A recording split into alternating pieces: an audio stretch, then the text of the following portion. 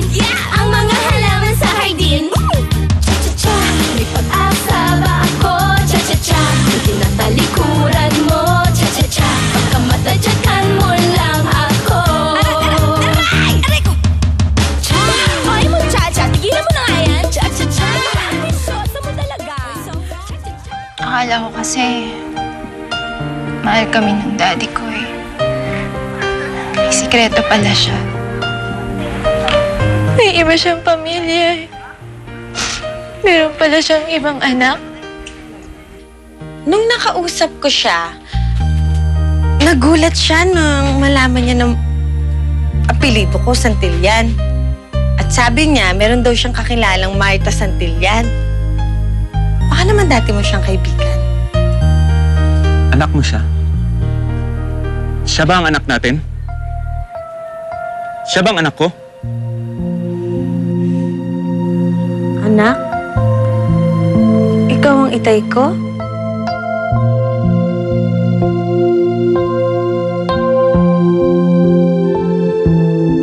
Anong pinagsasabi mong anak? Wala tayong anak.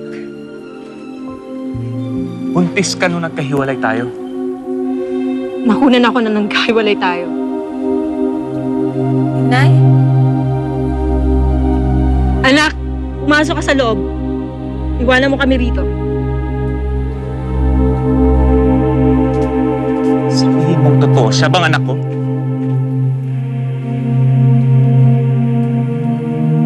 Nararamdaman ko. Alam ko siya ang anak ko. Umalis ka na, Robert. Huwag mo na kaming guluhin ng anak ko.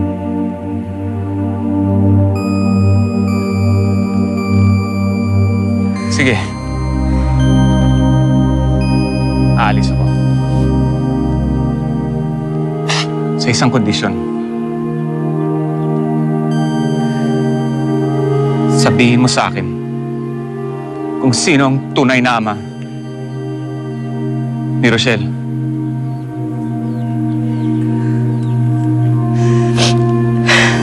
Oo, siyang anak mo.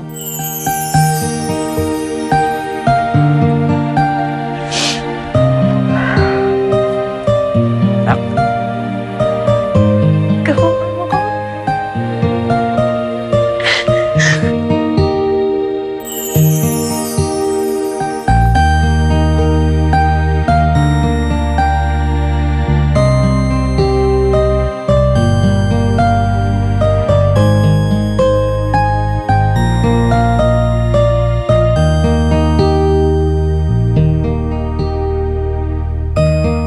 Kayo na bahala dun. Simpleng bagay lang eh. Sa akin pa tinatanong. Hala, sige, go.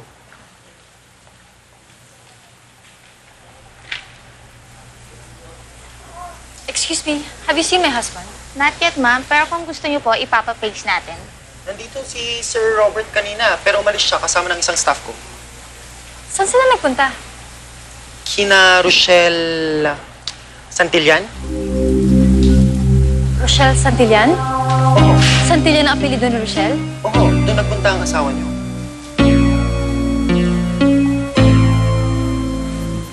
Akala ko, tay, hindi ko na kayo makikita. ako rin anak. Masaya akong magkasama tayo ngayon. Matagal ko rin pinangarap na makasama ko kayo ng nanay mo. Ako din po, tay. Masayang-masaya ako ngayon. Kasi matagal ko na po itong pinangarap ko. Pangako ko sa'yo, anak. Hindi na tayo magkakaiwalay. Kakasama na tayo ng nanay mo. Eh, tay, paano po yung pamilya niyo? Hindi ko pa alam, anak.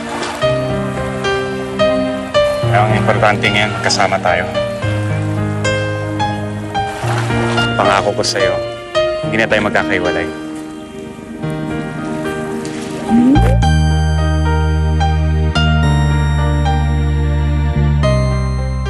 Napakadaling sabihin, Robert. Pero paano si Doña Soledad? At ang asawa mo? Marta, Iba na ang panahon ngayon, Robert. Hindi na ganun kadali ang mga sinasabi mo. wala na si Mama. Matagal na siyang patay. Ako nang bahala kay Janine.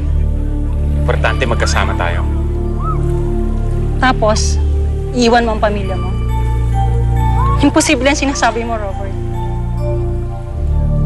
Marta, hayaan mong tuparin ko ang mga pangarap natin.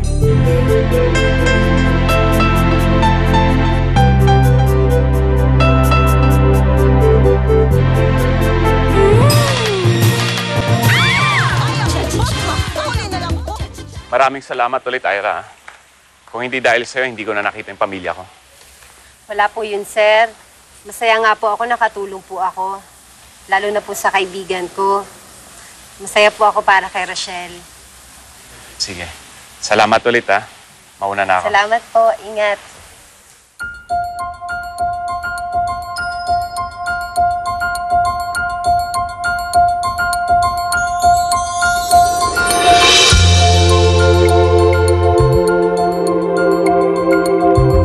Good morning, sir. Ikaw ang kumuha ng mga picture sa kwarto ko, no?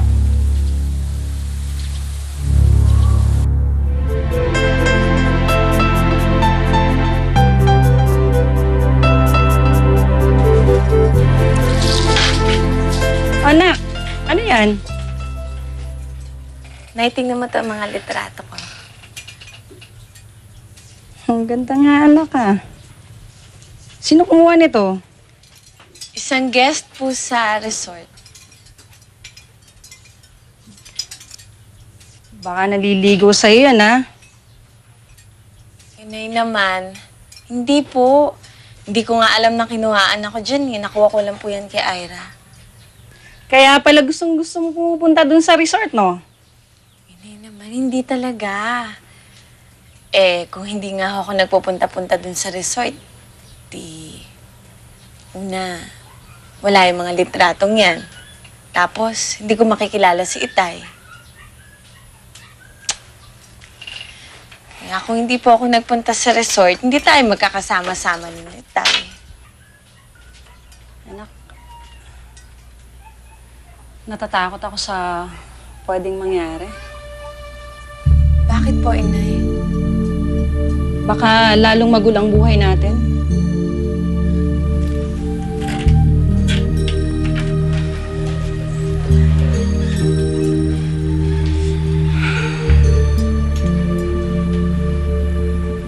Hindi naman po siguro, Nay. Sana nga. Sana. Ate, tinatanong kita. Ikaw bang kumuha ng mga picture sa kwarto ko? Una sa lahat, huwag mo akong tatawaging ate dahil I'm still fresh and young. Pangalawa, wala akong alam sa pinagsasabi niyo, sir. Look, ate, miss or whatever. Ikaw lang pumasok sa kwarto ko. Kaya wala nang ibang kukuha nun kundi ikaw. Grabe naman pala kayo magbintang, sir, eh. Hindi ako nang bibintang. Dahil alam ko ang kalokohang ginawa mo. Anong kalokohan? Ikaw nga itong loko-loko, eh. Bakit mo kinukuhaan ng picture ang kaibigan ko, tapos ngayong mawawala, sa akin mo hahanapin? Sa hobby ko yun eh. Kaya wala kang pakialam. Kaya kunang ko yung presidente ng Pilipinas o kung sino mang taong gusto ko. Teka nga muna. Bakit alam mong litrato ng kaibigan mong nawawala? Natural. Dahil kung meron man akong kukunin sa mga kuha mo, picture ng kaibigan ko dahil yun lang naman ang maganda eh. Kaya sir, wala akong alam sa pinagsasasabi mo. Sandali! Sir, marami pa akong gagawin. Baka mapagalitan ako eh. Miss! Kinakausap pa kita! Miss!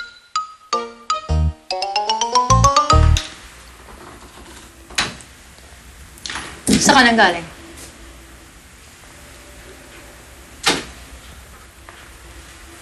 Aminin mo, Robert. Kaya tayo nandito para hanapin si Marta. Para malaman kung buhay pa siya.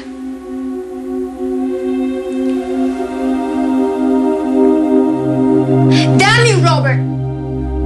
Huwag mo akong gawing tanga! Kaya ba tayo nandito para hanapin si Marta? Para malaman kung magkikita pa kayo? No. At At yes, buhay pa siya. At ang anak namin. No! Tell me you're lying! Hindi. Nagkita kami. At ang anak naming si Rochelle. Who's Rochelle?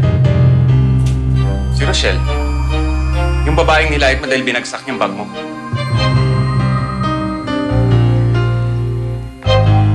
Daddy?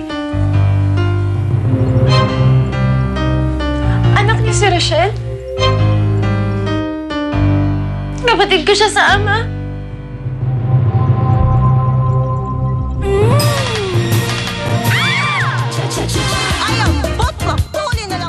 Daddy, paano mo nagawang magliyam sa amin ng ganito?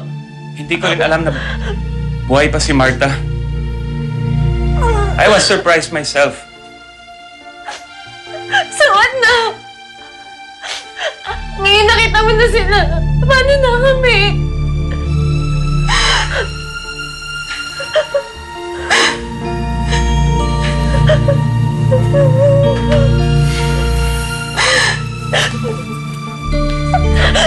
Anak,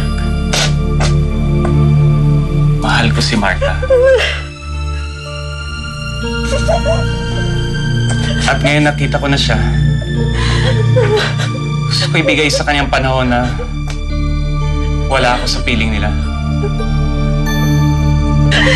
The nerve of you for saying that! Ano ba kami sa'yo? Hindi mo ba kami mahal? Anak, mahal na mahal kita. You'll always be my baby. Kahit maghiwalay kami ng mami mo.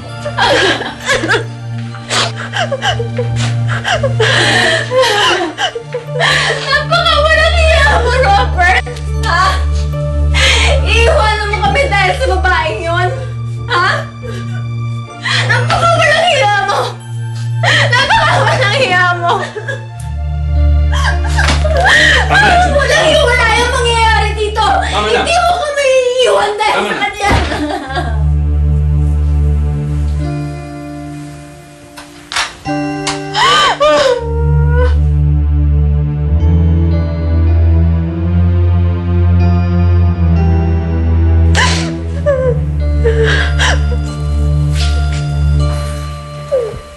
Daddy!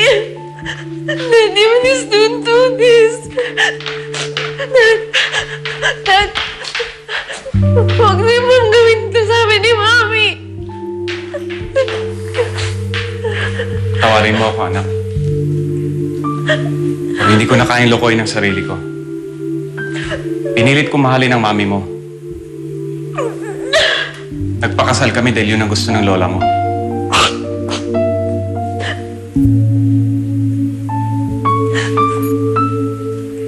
Pero kahit anong gawin ko, hindi ko siya kayang mahalin. Hindi ko kayang lokohin ang puso ko. Daddy, please! Nagmamakaawa ako! Dad, kahit para sa akin na lang, oh. Please, huwag ka nang makipag-iwalay kay Mami. Anak, hindi madali itong ginagawa ko. At alam kong mabigat ang hinihingi kong pag-unawa. Pero sana, pabayaan mo na ako maging selfish kahit ngayon lang. Pero Dad, hindi ko kaya wala ka. Mahal na mahal kita, anak. Hindi ako mawawala.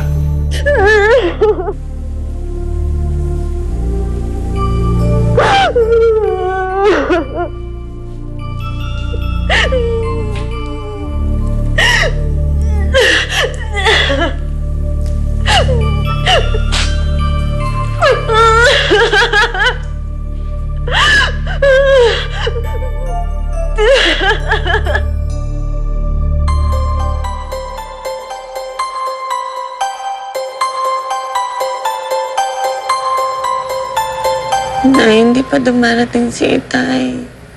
Anak, baka nagbago ng isip ng itay mo. Halika na, pumasok na tayo sa loob. Pero Nay, nangako siya sa akin eh. Tulad ng dati, nangako rin siya sa akin. Magiging masaya kami. Pero, walang nangyari. Anak, yan ang kinatatakutan ko. Mangyari sa'yo. Nasaktan ka rin tulad ko.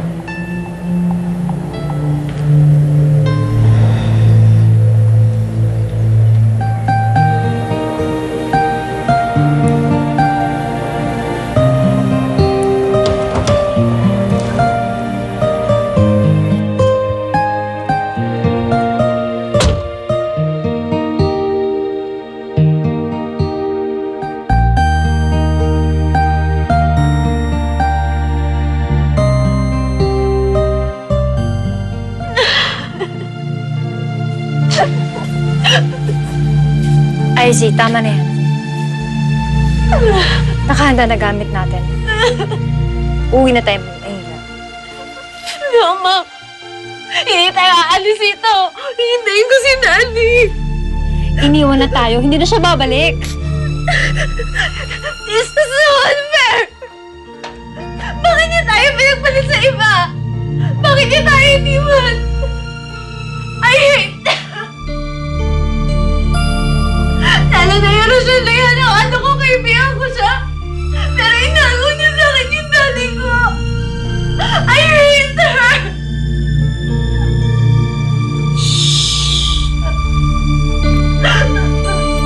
Huwag kang mag-alala. Gaganti tayo.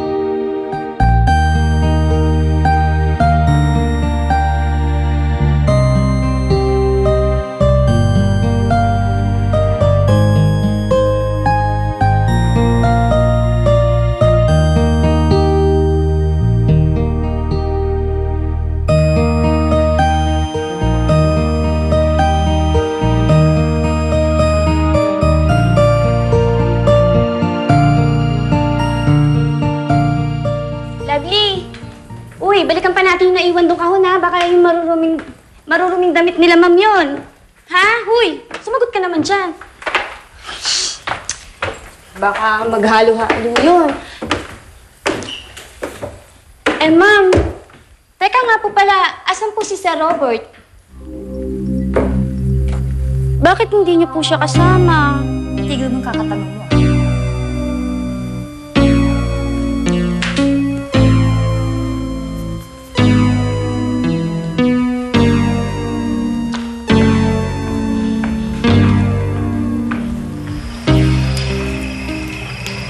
Michelle, ba't hindi ka pa natutulog? Wala na po pala si Icy dun sa resort. Sabi po ni Ira, bumalik na raw sila ng Manila. Alam ko. Mabuti nga, bumalik na sila doon. Si Icy, kapatid ko po siya, di po ba?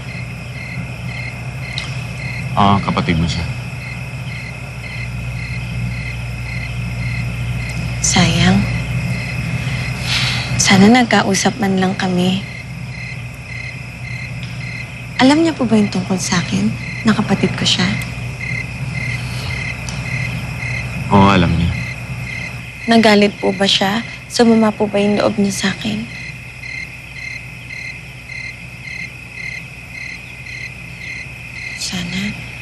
Sana hindi siya nagalit sa akin. Kasi gusto ko siya maging kapatid.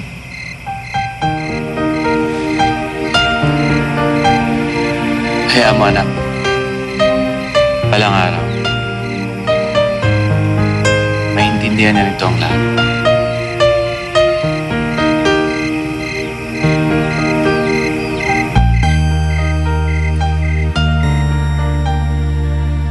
1,000,000 kada ulo. Wala akong pakialam sa presyo. Ang gusto ko lang, malinis sa trabaho at walang sabit. Eh kung ganun po, wala na tayong problema, ma'am. Kailan niyo po ito gusto pagawa? As soon as possible. Gusto ko iligpit mo si Marta at Rochelle Santillan sa lalim madaling panahon.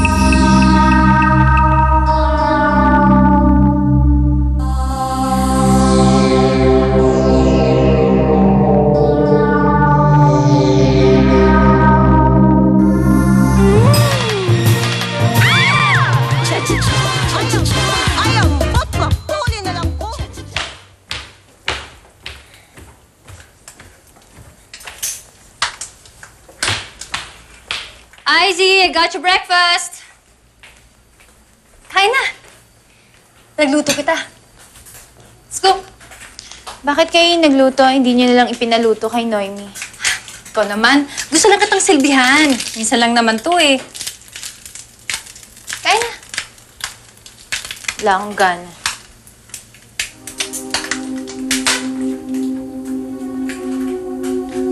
Izzy, wag ganyan. Alam ko iniisip mo. Papayat ka lalo niyan eh. Why are you so cool about the whole thing? Hindi ba kayo apektado sa ginawa ni Daddy? Mami, sira na yung pamilya natin. Inagaw na nila sa atin si Daddy. Ba't may paganyan-ganyan pa kayo? Paluto-luto pa kayo?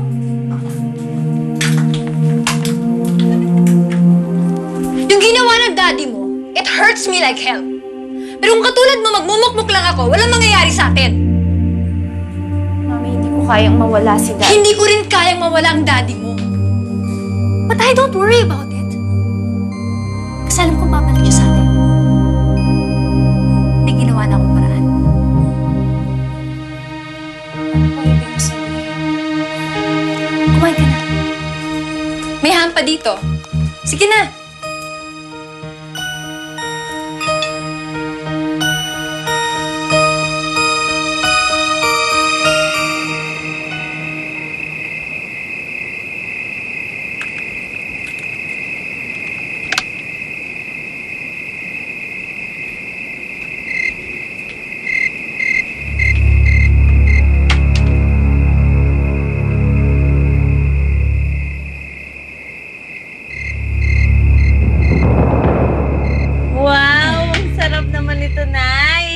Ikaw naman, anak. Minsan lang yan. Alam mo, ng paborito ng hitay mo yan. Kaya kahit medyo mahirap, pinagtsagaan ko na. Si nanay, nagpapa-cute. Sus! Selos ako nun. Ikaw talaga. Kaya mo na, minsan lang naman yan eh. Minsan lang magkita ng hitay mo. Long hair ka na. Uy, nawawala na yung guhit mo sa noo. Nay, nandiyan na yata si Itay. Robert? Kilos. Papapalag.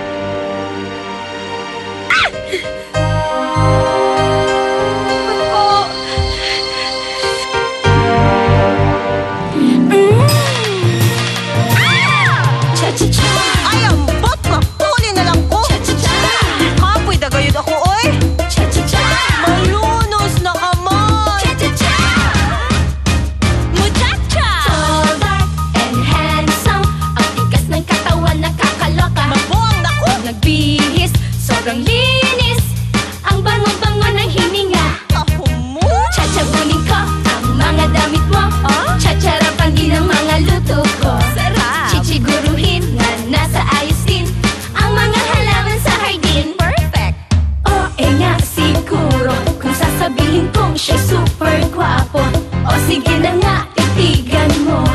Pero don't touch, akin lang yun.